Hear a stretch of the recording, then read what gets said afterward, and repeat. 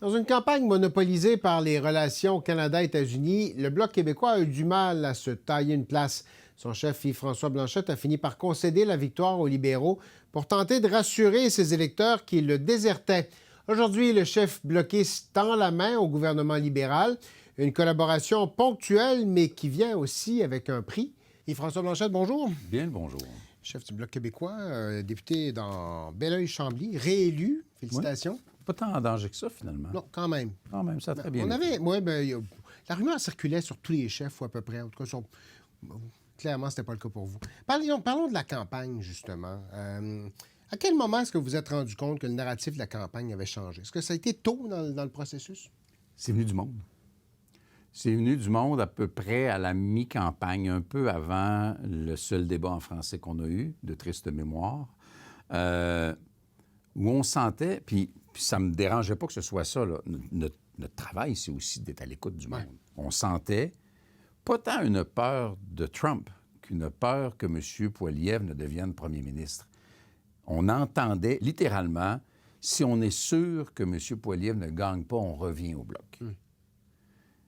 À ça, tu ajoutes la préoccupation que nous, on voulait installer dans le récit de campagne. Ça a été difficile. C'était bouché de partout, là.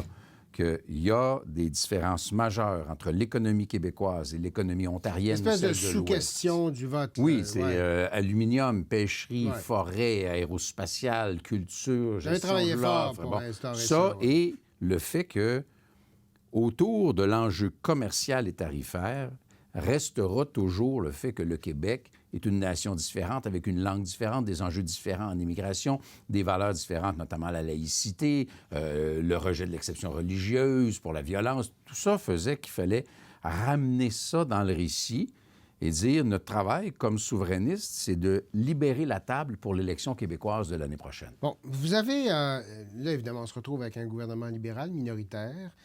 Vous avez dit, on ne cherche pas à créer un Parlement de confrontation.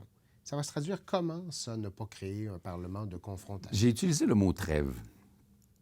Je pense fondamentalement que M. Carney a deux caractéristiques qui n'aident pas. Un, une méconnaissance importante du Québec. Il ne connaît pas ce qu'est le Québec. Et deux, il ne connaît pas non plus la dynamique. Il y a des gens autour de sa table qui connaissent le Québec. Il y a des gens autour de moi qui connaissent beaucoup de choses aussi. Ultimement, c'est quand même moi qui tranche comme chef. Il fait pareil. Là. Il n'a pas l'air du genre de gars qui fait ce que les autres ils disent.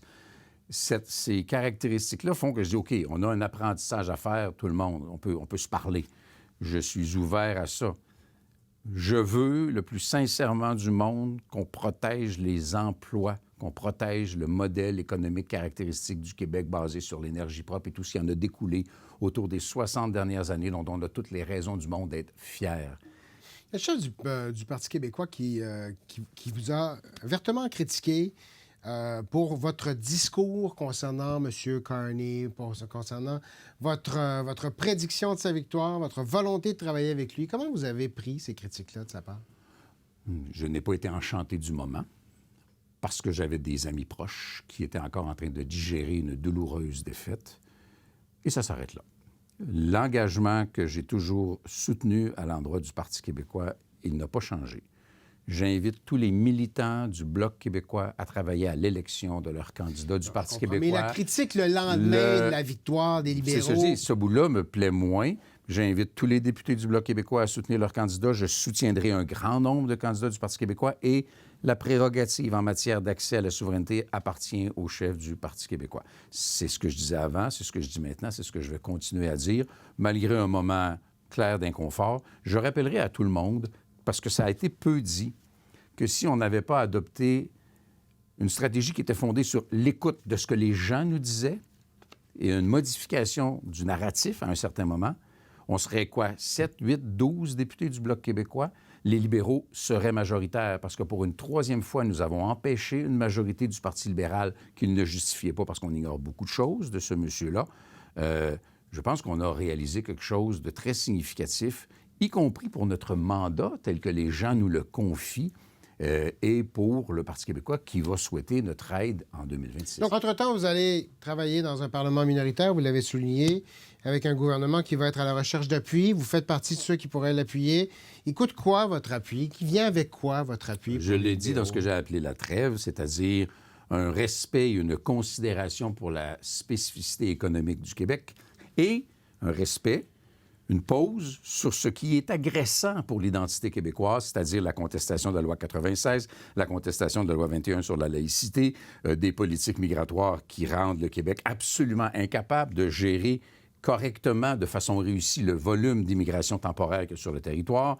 Un refus qui, chez nous, va rester tout net d'avoir un oléoduc nuisible et contre-productif pour nous et pour la planète à travers le territoire québécois. S'il y a du respect pour ça, on est parlable. Si ça est complètement mis de côté, il va devoir se trouver d'autres partenaires de danse, mais il est très clair, publiquement exprimé, quitte à ce qu'on me l'ait reproché, que si des conditions raisonnables pour le Québec sont rencontrées, nous, on va être là pour améliorer, faire des propositions sur ce qui est fait durant la période de négociation. On ne sera pas là pour arriver en confrontation et il n'a pas l'air d'un homme de confrontation non plus.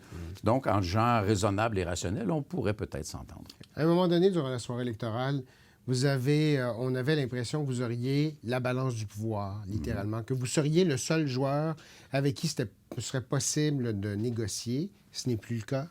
Est-ce que ça aurait changé la dynamique si vous aviez été... De quelle façon? D'abord, j'ai l'impression qu'il y a des éléments tactiques dont la machine n'a pas encore pris la mesure, mais on y reviendra dans les prochaines semaines.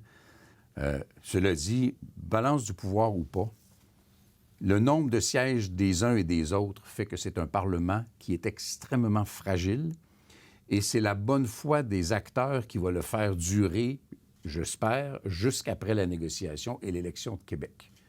Après ça, personne ne peut être garant de rien. Mais les Québécois attendent de nous tous, puis les Canadiens, je présume aussi, qu'on travaille de façon raisonnable à obtenir le meilleur traité commercial possible avec Donald Trump, avec le moins de pertes possibles et les meilleures stratégies possibles pour s'adapter au marché mondial. Et j'aurais tellement voulu que la campagne porte sur ça, plutôt que sur des éléments plus spectaculaires, mais moins pertinents, ou l'obsession des sondages. François Blanchette, merci beaucoup. Ça a été un grand plaisir.